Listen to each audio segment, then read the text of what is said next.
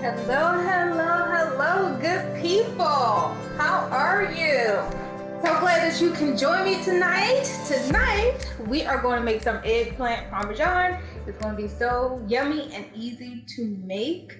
Of course, this lovely eggplant that I have, that is, when you're looking for an eggplant. Now, it was not spotted when I actually purchased this. This is just how it actually start to, go bad once I have it in the refrigerator for a long time, okay? So what we're gonna do is start with cutting about 1-inch slices, okay? And like I said, I'm not going to use this whole eggplant. This eggplant is pretty big, so I'm not going to use the whole thing. I am just going to use pretty much just 3 pieces, okay? 3 huge pieces. Look how big these are. Actually, the little 4th piece from the butt of the eggplant. Okay. Just getting some surface on the end. So those are going to be our lovely eggplant pieces that we are going to cook up, okay? So now that we sliced up our eggplant, guess what we have here? We actually have 3 breading station, okay? And that's going to be our flour, our panko, and I also have egg substitute. And what I'm using for my egg substitute is actually just egg. So I literally just poured it into a flat bowl, okay? That's all you have to do. That's all you have to do. And literally this is pretty much for just making these here pieces. So I have about a cup of flour, a cup of panko, and I have about 3/4 cup of the just eggs, okay? That's what we have here. Now, we want to make sure that we season every single stage, okay? I know it's a 3 breaded station, but you want to make sure that you're seasoning every stage. This is how you get your flavor through each piece of your food item, okay? Of your product. So, let me tell you what I'm gonna season these with, okay? I have smoked paprika, salt, pepper, oregano, Parmesan cheese. Excuse me, not Parmesan cheese. Oregano. I have salt. I have smoked paprika. I have garlic, and I have onion powder. Okay. And the garlic and onion powder, I have a tablespoon of each. Okay. And then I have a teaspoon of the herbs, and just a half a teaspoon of the smoked paprika, and of course the salt and pepper is to taste. And this is for each bowl. I have my own individual setup for each bowl to add this flavor, okay? Now, can you change the flavor if you want to? You don't necessarily have to have the same ingredients in each. You can definitely build on them, but I want the same flavor going through each and every one of these ingredients here, or this breading station. So that's why I stuck with having all 3 of them, incorporating the same ingredients into them, okay? So you just pretty much mix them around, get them all nice and ready. Your ingredients, your flour should take on a different color, a different shape. It should actually look seasoned, okay? You really want to have your flour and all your ingredients, or each breading station, actually, you want it to look seasoned, okay? That's how you know that the seasoning, you put the right amount in there, okay? So just moving this around in my breadcrumbs, and of course mixing it up in my eggs, my just egg, okay? So I have 2 dry and 1 wet, okay? This is how the bread station goes. 2 dry and 1 wet. And how you work that out is actually You have your flour, okay? Then you have your bread, then you have your liquid, your wet ingredients. And you can also make a flex egg out of this wet ingredients as well, whatever you're liking. Or you could use like an almond milk, or oat milk, any of the milks, just as long as it is a wet ingredient, just so you can, the whole purpose is so that the flour and the breadcrumbs can adhere to the items that you're actually, to the eggplant, okay? So let's get started with just moving this eggplant around in our flour.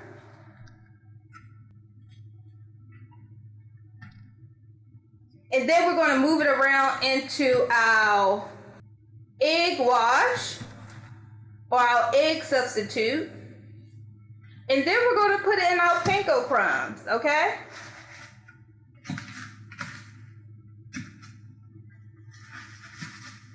Just getting a nice coat on it so that when you, when we fry this, we're actually going to fry them. When we fry this, they'll be nice and golden brown, okay?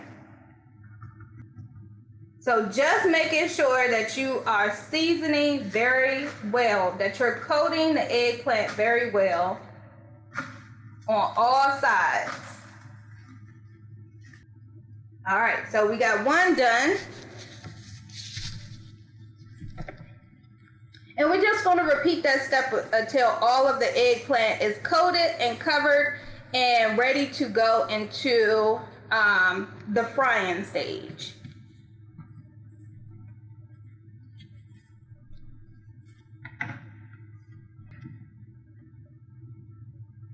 And you can definitely do the coating twice. You just want to do one panko coating, okay? So if you're looking to get a thicker crust on, a thicker crust for frying, okay, a thicker breading crust, then you'll dip it into the flour, you dip it into the egg wash or the wet ingredients, whichever you have, and then you dip it back into the flour, dip it into the egg wash, then into the panko. You just want one covering of the pankos. So just getting it all nicely done here. And when you're breading, you want to actually let your, whatever you're breading, your ingredients actually sit for about a few minutes, just so it can, so all of the ingredients can incorporate to each other, so that it can actually start really adhering to the product. So you want to make sure that that you're definitely letting it rest, okay? You don't just want to stick it right into the fryer, because then all of your ingredients or all of your breading would actually fall off, and you'll lose that nice coating that you have.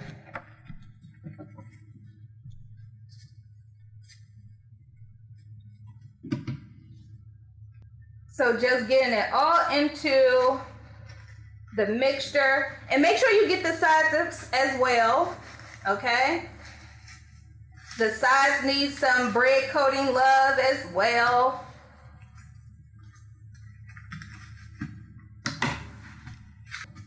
All right, this is looking fabulous, okay? This is going to taste extremely good.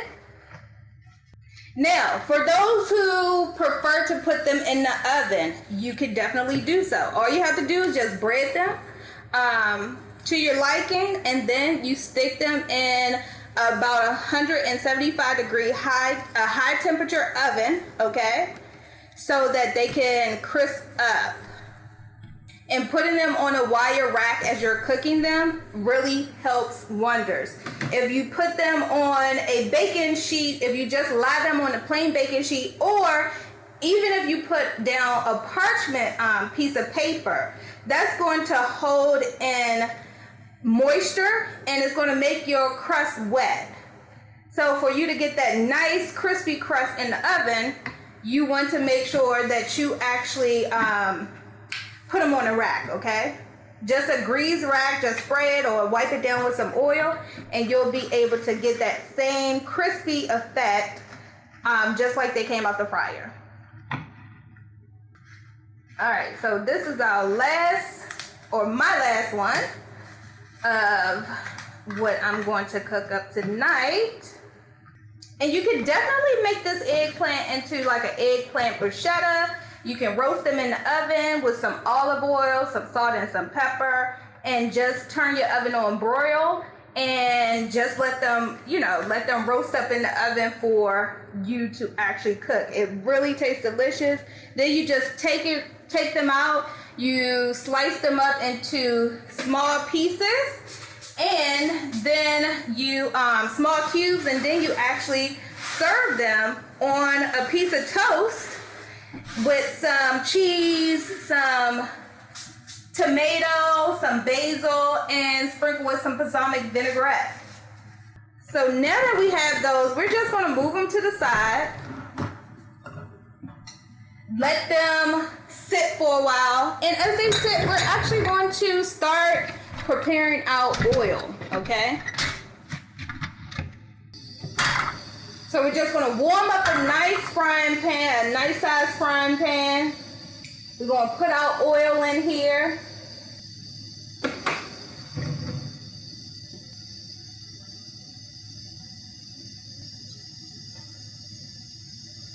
And I'm just pretty much putting enough oil to cover a little bit above the bottom. Since these are 1-inch pieces, I do not need a lot of oil. I literally just want the oil to come up halfway on the side of the eggplant. So that's how much oil I'm going to put in here. So for this size pan, which is a 14-inch pan, I'm putting in about 2 cups of oil, okay? And that will give me that nice sizzle, okay? That nice frying on both sides and on the sides of the eggplant. So we're just waiting for it to warm up. Of course, when you're frying, you want to fry about 160 Celsius or 350 Fahrenheit. That's kind of like the sweet spot of frying. But definitely depending on how delicate what you're frying, you want to make sure that you are actually, everything is on the right temperature, and just adjust as you go along, okay? So let me test my oil here. See if we're ready. Definitely ready.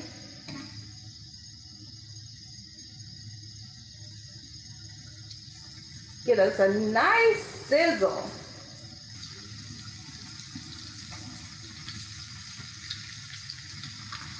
All right. And I'm able to fit all 4 pieces in my pan. So we just want to get a paper towel lined pan ready. A sheet pan, parchment paper is, once again, it's going to leave that sogginess on the bread. So a paper towel lined plate or whatever large surface area you have to actually put these on will work great. And we're just going to let those go for about 5 minutes or so on both sides. 3 to 5 minutes on both sides, just depending on how big your eggplant is. See, like this small one is definitely ready to flip over.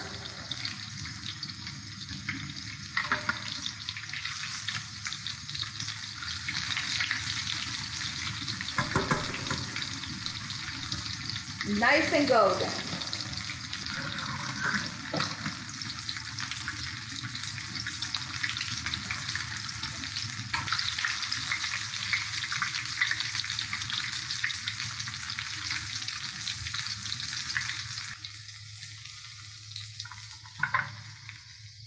All right.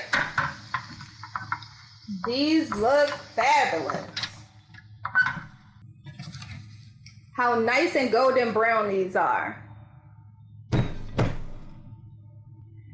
And nice and soft in the center, but crunchy. Forgot to stage. Now we are going to make this nice and quick. How do we do that? Because I still want that crunchiness on there, right? And so what I did, we're just gonna build this eggplant parmesan. We're not gonna stick it in the oven. We're not gonna saturate it with, tomato sauce. What we're going to do is, we already have our tomato sauce actually already prepared. It's already warm, it's already hot, it's ready to go on the product. Ready to go on the eggplant, okay?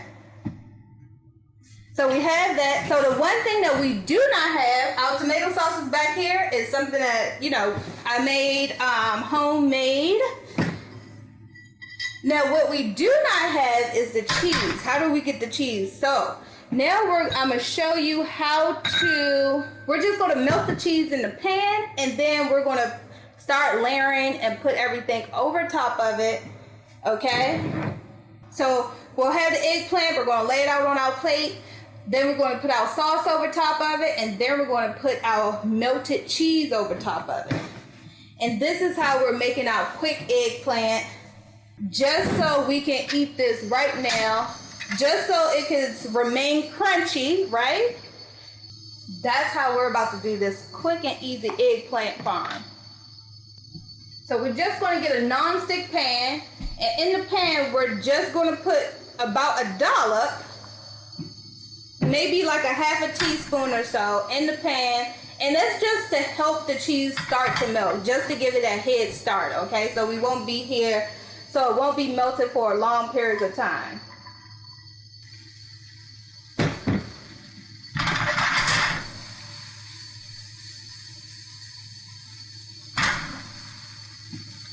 All right. And literally this melting process is not going to take long at all.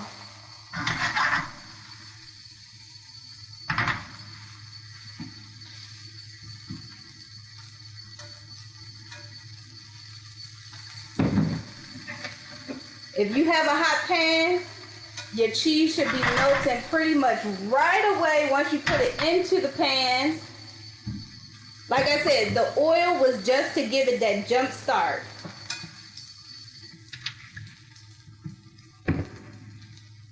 So I turned my heat off because it's pretty much there. I'm going to move my burner, and I'm going to get a plate to start putting our food on.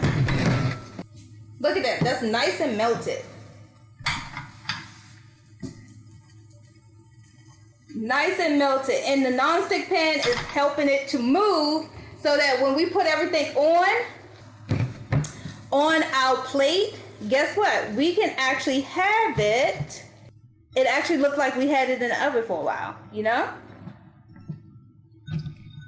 So this is just a bed of arugula I'm putting down.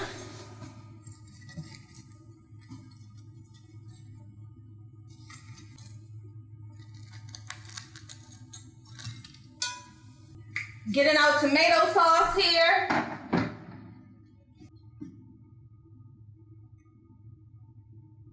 As you can see, that's piping hot, right?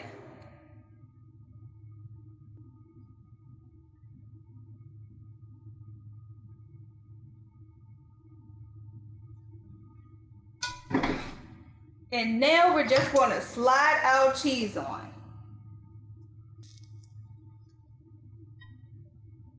Look at that.